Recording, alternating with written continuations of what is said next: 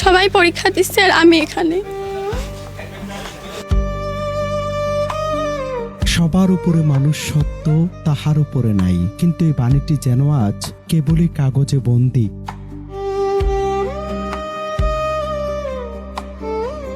মানুষের মতো মানুষ হওয়ার প্রত্যয়ে সবার মতো চলমান এইচএসসি পরীক্ষায় অংশ নেয়ার কথা ছিল নাটোরের লালপুর উপজেলার আব্দুলপুর সরকারি কলেজের ৮ শিক্ষার্থীর, কিন্তু না, তার হলো না। অভিযোগ, পরীক্ষার্থীদের কাছ থেকে নেয়া টাকা দিয়ে নিজের বাড়ির বাজার করেছিলেন অফিস সহকারী অমিত কুমার সরকার। পরে শিক্ষার্থীদের দেয়া সে টাকা জমা না দেয় চলমান এইচএসসি পরীক্ষায় অংশ নিতে পারেনি তারা। একবার ভাবুন তো, একজন মানুষের সামান্য লোভ আর একটি ভুলের কারণে এক মুহূর্তে থমকে গেল ৮ শিক্ষার্থীর জীবনের একটি গুরুত্বপূর্ণ অধ্যায়। এই দায় কার? উত্তর হয়তো আজও অজানা। এই মুহূর্তে আমার মেয়ে পরীক্ষা দিতে পারছে না।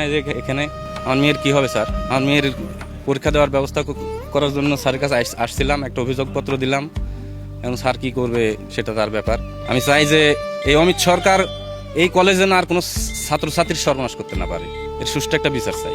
ঘটনাটি ঘটেছে নাটোরের লালপুর উপজেলার আব্দুলপুর সরকারি কলেজে। বিজ্ঞান বিভাগের শিক্ষার্থী ইশরাত জাহান সূচি জানান, অনলাইনে ফর্ম পূরণে জটিলতা দেখা দিলে কলেজের অফিস সহকারী অমিত কুমার সরকার তার ফর্ম পূরণ করে দেওয়ার আশ্বাস দেন এবং এজন্য তার কাছ থেকে ৩৫০০ টাকা নেন। এরপর কয়েকদিন ধরে প্রবেশপত্র দেওয়ার আশ্বাস দিলেও পরীক্ষার আগের দিন থেকে ওই কর্মচারী কলেজে অনুপস্থিত ছিলেন। পরে জানা যায় সূচির ফর্মই জমা দেওয়া হয়নি।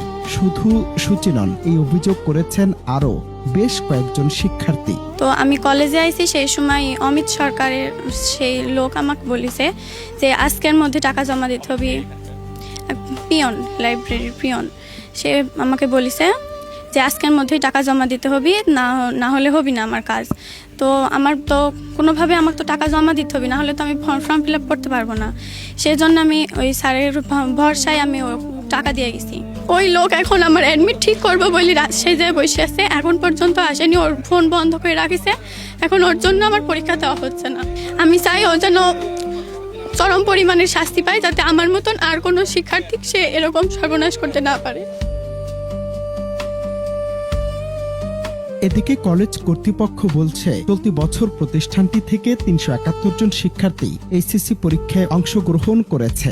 কলেজের অধ্যক্ষ মাহমুদুর রহমান জানান, প্রথমে তিনি ধারণা করেছিলেন ইসরাত নিজেই ফর্ম পূরণ করেননি। পরে প্রকৃত ঘটনা জানার পর শিক্ষা বোর্ডের সঙ্গে যোগাযোগ করা হলেও বোর্ডের বিধি অনুযায়ী এবার তাকে পরীক্ষায় অংশগ্রহণ করানো সম্ভব হয়নি। তিনি আরো জানান, অফিস সহকারী অমিত কুমার সরকারের বিরুদ্ধে লিখিত অভিযোগ পাওয়া গেলে বিভাগীয় ব্যবস্থা নেওয়া হবে। এই মেয়েটি ফর্ম পূরণ করেনি, হ্যাঁ, আমাদের কাছে এই তথ্য আছে যে এই মেয়েটি ফর্ম পূরণ করেন। কিন্তু কালকে সকালে যখন আমি কলেজে এসেছি, তখন যে ছেলেটাকে সে টাকা পয়সা দিয়ে ফর্ম পূরণের জন্য আশ্বস্ত হয়েছিল, তার তো সে সেটা পারেনি। তখন আমার কাছে সে একটা ডকুমেন্টে স্বাক্ষর চাচ্ছিল। আমি তখনই জানতে পারলাম যে এরকম কিছু শিক্ষার্থী তার কাছে টাকা পয়সা দিয়েছে, তার মধ্যে মেয়েটাও আছে। এই যে কর্মচারী যে এই কাজটা করেছে আমাদের এখানে, যারা তার দ্বারা প্রতারিত হয়েছে, বিশেষ করে মেয়েটা, তারা যদি কোনো লিখিত অভিযোগ দাখিল করে, আমরা অবশ্যই সে কর্মচারীর বিরুদ্ধে বিভাগীয় ব্যবস্থা নেব ইনশাআল্লাহ। একজন শিক্ষার্থীর কাছে একটি বছর মানে শুধু ৩৬৫ দিন নয়, একটি স্বপ্ন, একটি ভবিষ্যৎ, একটি পরিবারের আশা। আর সেই স্বপ্ন যদি অন্য কারো অবহেলা, অনিয়ম আর লোভের কারণে ভেঙে যায়, তবে তার ক্ষতি কি শুধু টাকায় পূরণ সম্ভব? আজ নাটোরের ঘটনায় প্রশ্ন উঠেছে শুধু একজন কর্মচারীর বিরুদ্ধে নয়, পুরো ব্যবস্থাপনার জবাবদিহিতা নিয়েও। অনন্ত হাসান মাসুদ, বাংলা টিভি।